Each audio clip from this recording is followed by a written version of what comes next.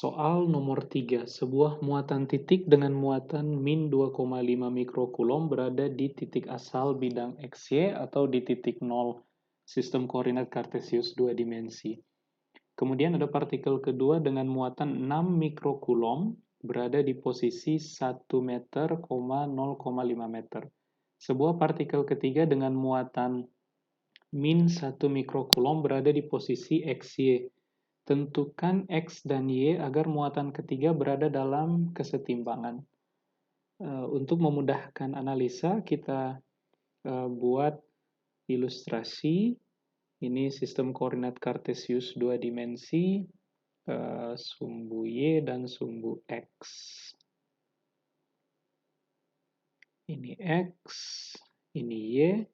Kemudian muatan pertama ada di sini, kita kasih nama Q1 dan nilainya adalah negatif 2,5 mikrokulom. Kemudian muatan kedua 6 mikrokulom ada di, misalkan kita gambarkan di sini.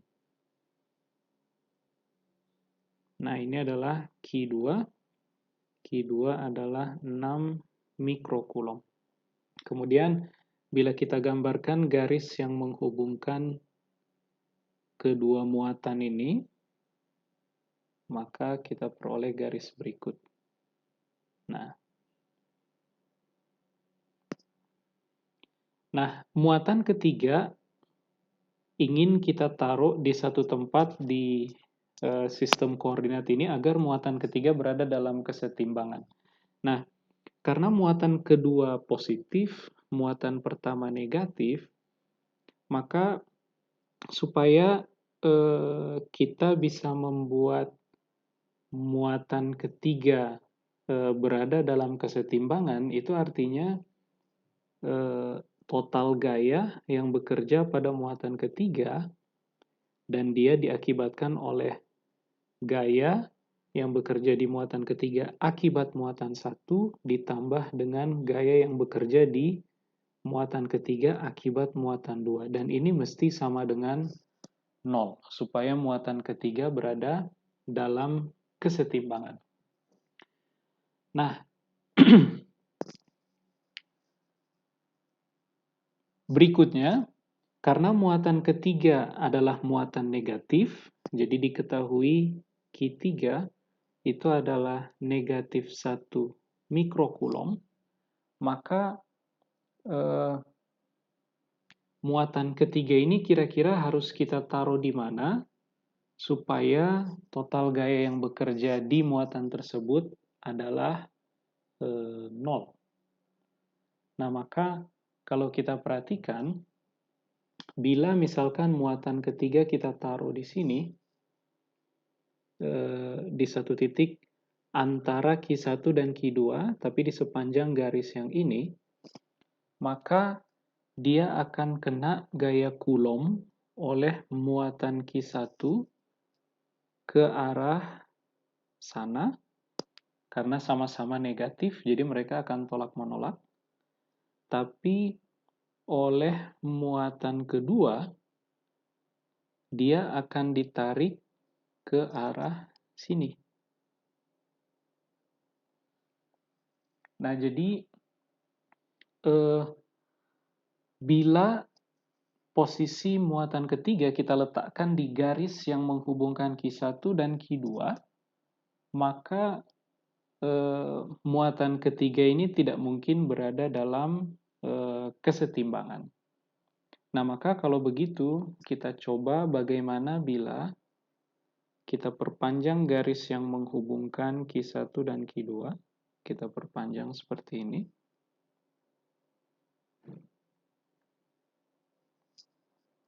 Kemudian kita coba cek, misal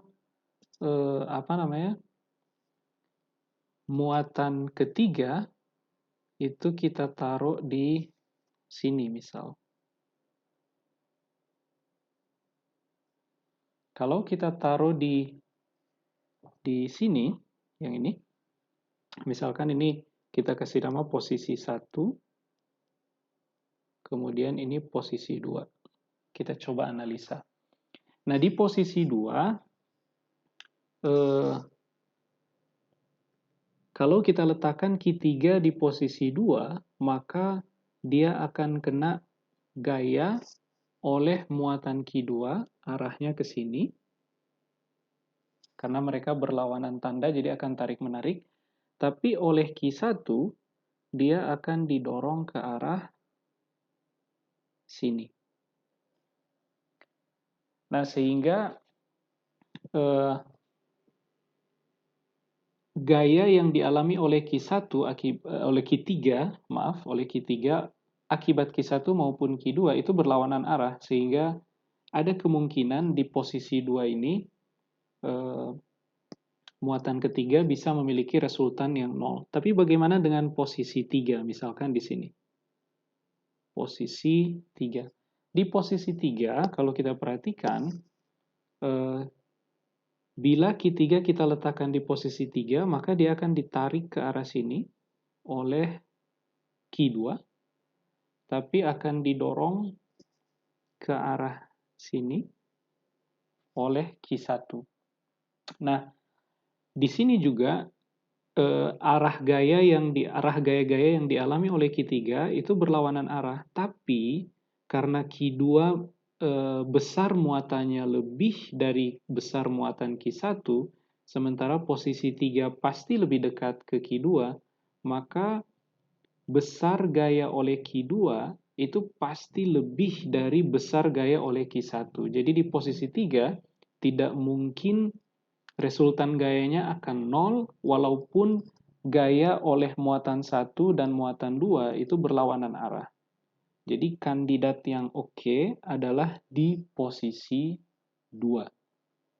Sehingga kita akan pilih posisi 2 ini sebagai kandidat posisi tempat kita meletakkan Q3. Tinggal kita tentukan posisi 2 ini di X berapa dan di Y berapa. Nah, maka untuk memudahkan analisa, kita bisa umpamakan bila jarak dari muatan ketiga ke muatan pertama adalah D, jadi jarak dari sini ke sini. Kita gambarkan misal jarak dari sini ke sini. Oh, sorry. Misal jarak dari sini ke sini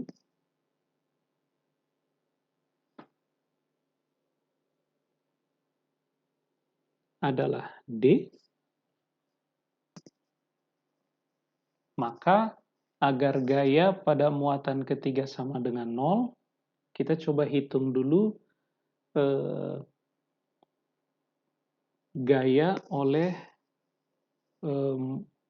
muatan kedua. Kita coba hitung gaya oleh muatan kedua yang bekerja di muatan 3, bila muatan 3 kita letakkan di posisi 2. Jadi F yang bekerja di muatan 3 akibat muatan 2 itu sama dengan 1/4 pi epsilon 0, kita hitung dulu aja magnitudenya, dikali Q3 kali Q2 dibagi jarak antara keduanya, D kuadrat.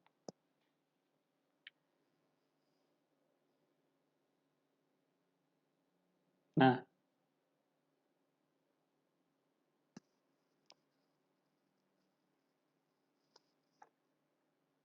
kemudian bila kita misalkan berikutnya jarak dari sini ke sini, dari posisi 2, kandidat posisinya muatan 3, ke Q1 kita misalkan sebagai L, maka kita bisa hitung F31 magnitudenya adalah 1/4 pi epsilon 0 Q3 Q1 dibagi eh, L kuadrat. Nah, bila adik-adik perhatikan, L kuadrat ini, dia adalah X kuadrat plus Y kuadrat. Bila kita asumsikan posisi 2 ini, itu adalah posisi X, Y sembarang yang akan kita tentukan. Jadi L kuadrat itu adalah X kuadrat plus Y kuadrat.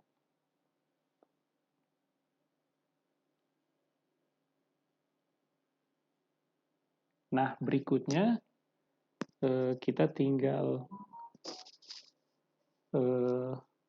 buat supaya total gaya yang bekerja di muatan ketiga sama dengan 0, maka kedua magnitud gaya ini harus berlawanan arah. Nah, kemudian adik-adik perhatikan, L kuadrat bisa kita hubungkan dengan D kuadrat. Bila adik-adik perhatikan, panjang dari sini ke sini, itu bisa kita peroleh dari posisi Q2. Posisi Q2 adalah 1 meter ke arah X positif, 0,5 meter ke arah Y positif. Sehingga jarak yang ini, misalnya kita kasih nama jarak S, S ini bisa kita peroleh menggunakan Pitagoras, dan dia adalah 1 meter kuadrat plus 0,5 meter kuadrat. Ini sama dengan 1 ditambah 0,25. 1,25 meter kuadrat. Nah, D itu bisa kita peroleh dari L ditambah S. Sehingga L bisa kita tuliskan sebagai D kurangi S. Nah, dengan demikian kita tinggal samakan magnitud dari F32 dengan magnitud F31 karena mereka berlawanan arah, tapi harus sama besar supaya total gaya yang bekerja Q3 sama dengan 0, maka kita langsung tuliskan kalau begitu F32 itu magnitudnya mesti sama dengan F31. Nah, kemudian kita tuliskan 1/4 pi epsilon 0 Q3 Q2 dibagi D kuadrat. Oh iya, karena yang kita hitung magnitud saja, jadi nilai Q1, Q2, Q3 kita beri nilai mutlak. Nah, ini sama dengan 1/4 pi epsilon 0 Q3 Q1 dibagi L kuadrat. L itu adalah D min S kuadrat. Nah, 1/4 pi epsilon 0 itu konstanta sehingga bisa kita coret dari kedua ruas. Begitupun dengan Q3. Q3 juga bisa kita coret dari kedua ruas. Sehingga kita peroleh besar Q2 dikali D kuadrat min 2ds plus S kuadrat itu sama dengan besar Q1 D kuadrat. Sehingga kita bisa tuliskan kalau begitu besar Q2 dikurangi besar Q1 dikali D kuadrat kurangi 2D kali S plus S kuadrat itu mesti sama dengan, kurangi 2 kali besarnya Q2 dikali D dikali S ditambah besarnya Q2 dikali S kuadrat sama dengan 0. Nah, semua hal yang ini diketahui, kemudian 2 besar Q2 dan besar S juga diketahui, kemudian besar Q2 diketahui, S kuadrat juga diketahui, maka kita dapat persamaan kuadratik dalam D. Nah, persamaan kuadratik ini bisa kita tulis lebih sederhana jadi begini. A D kuadrat dikurangi B dikali D tambah C sama dengan 0. Dengan A adalah besar Q2 dikurangi besar Q1, kemudian B adalah,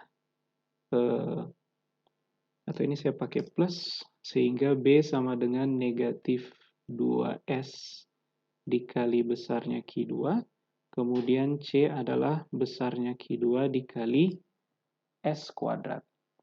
Nah, dari sini adik-adik tinggal gunakan rumus ABC, berarti D ada 2 nilai nanti, sama dengan min B plus minus akar B kuadrat min 4AC per 2A.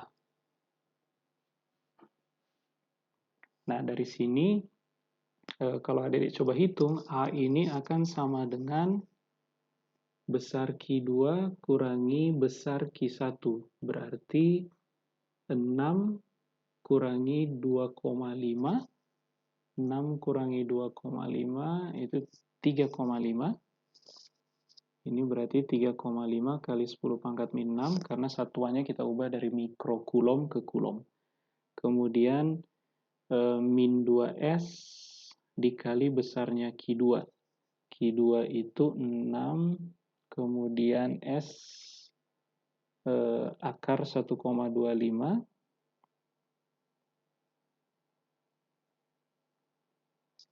Maka adik-adik peroleh ini adalah min 2 dikali akar 1,25, kemudian dikali Q2. 6 kali 10 pangkat min 6. Kemudian C itu adalah 6 kali 10 pangkat min 6 dikali 1,25 dikali S kuadrat. Nah, dari sini adik-adik akan dapat D, kemudian D ini adalah jarak dari Q2 ke Q1. Nah, setelah mendapatkan D, adik-adik bisa peroleh L. Jadi, dari sini kita peroleh D.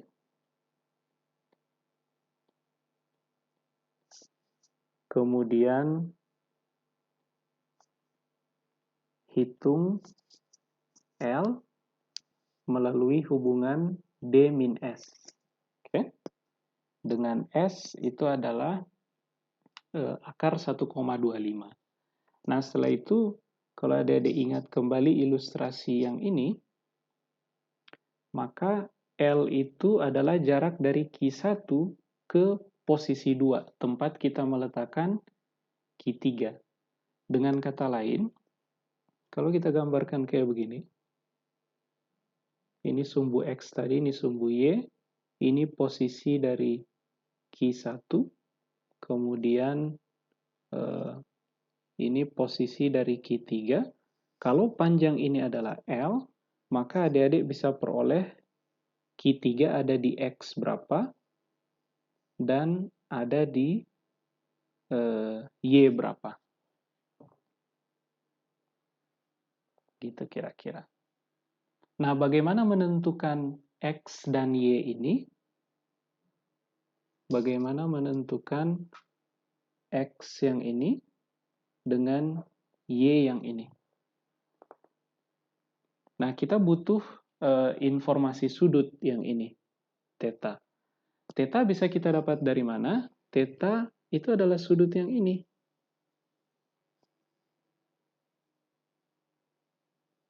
Nah, Nah, karena kita tahu posisi Q2, dia ada di 1 meter, kemudian Y-nya ada di 0,5 meter, maka kita bisa bilang theta ini bisa kita peroleh lewat hubungan tangen theta sama dengan depan per samping. Depannya adalah 0,5 dibagi sampingnya adalah 1. Nah, sehingga setelah adik-adik dapatkan theta, theta diperoleh dari tangen theta sama dengan 0,5 per 1 atau 0,5 saja. Dengan demikian, theta adalah arcus tangen dari 0,5. Maka X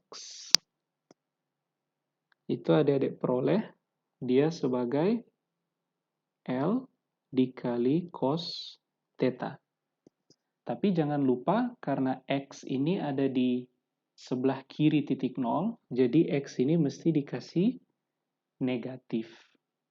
Kemudian Y itu sama dengan L sin theta, tapi karena Y dari muatan ketiga itu ada di bawah titik 0, jadi ini juga mesti kita kasih negatif. Nah, maka kita peroleh X dan Y tempat kita meletakkan Q3 sedemikian sehingga total gaya yang bekerja di Q3 akan sama dengan 0. Nah, sekarang adik-adik bisa tinggal substitusikan angka-angka yang diketahui. Selamat mencoba.